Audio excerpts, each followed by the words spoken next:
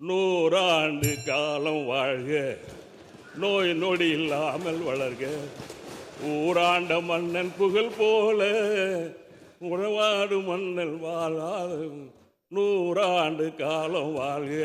நம் முதலமைச்சர் நூறாண்டு காலம் வாழ்க வாழ்க வாழ்க.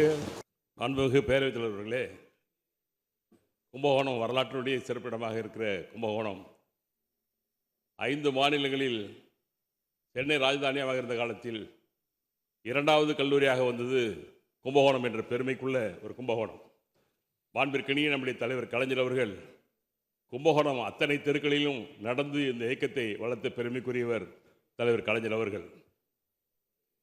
இன்றைக்கு இந்த மாவட்டத்தில் எத்தனையோ முதலமைச்சர் இருந்தாலும் கூட நம்முடைய முதலமைச்சர் அவர்கள் வாழ்நாளில் தான் போடுகிற திட்டங்களை ஏழை எளிய மக்கள் பார்த்து வளர்ந்து அதை அனுபவிக்கிற திட்டத்தை பார்த்து மறைந்த ஒரே தலைவர் நம்முடைய மரியாதைக்குரிய கலைஞர் அவர்கள் என்பதை இந்த நேரத்தில் நான் சுட்டி காட்டுகிறேன்.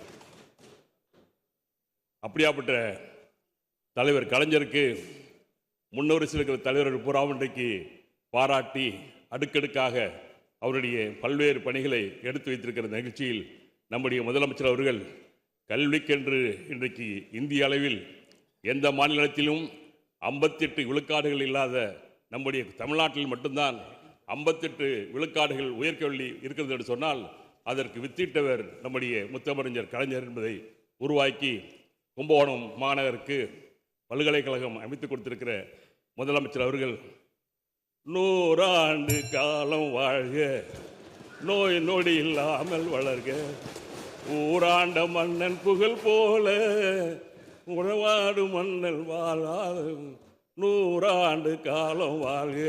நம் முதலமைச்சர் நூறாண்டு காலம் வாழ்க வாழ்க வாழ்க.